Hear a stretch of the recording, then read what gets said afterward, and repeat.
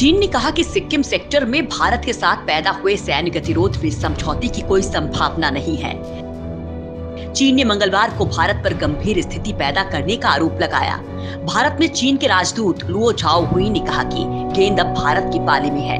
भारत सरकार को समाधान के बारे में फैसला लेना है।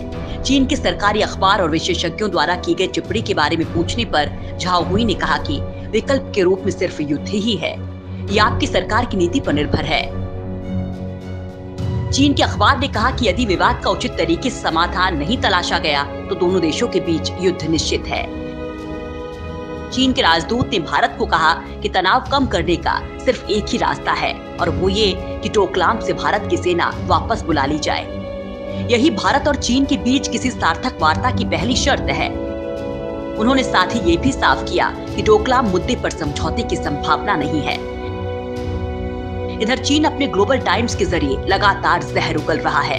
भारतीय रक्षा मंत्री अरुण जेटली के बयान का हवाला देते हुए चीनी अखबार ग्लोबल टाइम्स ने अपने संपादकीय में लिखा कि अगर भारत को लगता है कि उसकी सेना चीन का मुकाबला कर सकती है तो हमें भी उसे अपनी ताकत का एहसास कराना होगा। चीन ने कहा कि अगर युद्ध हुआ तो वो भारत का 1962 से भी बुरा हाल करेंगे। चीन ने कहा कि सिक्किम सेक्टर में भारत के साथ पैदा हुए सैन्य गतिरोध में समझौते की कोई संभावना नहीं है। इतना ही नहीं, चीन ने भारत पर गंभीर स्थिति पैदा करने का आरोप भी लगाया। सिक्किम में डोकाला इलाके को लेकर जारी तनातनी पर चीन के थिंक टैंक ने कहा कि अगर भारत चीन की बात नहीं सुनता है तो चीन अपनी सैन्य ताकत का इस्तेमाल करने को मजबूर हो जाएगा।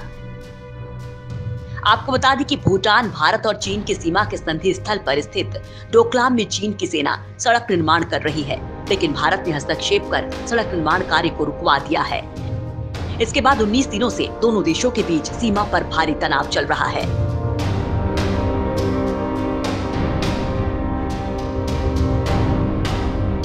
Team India links.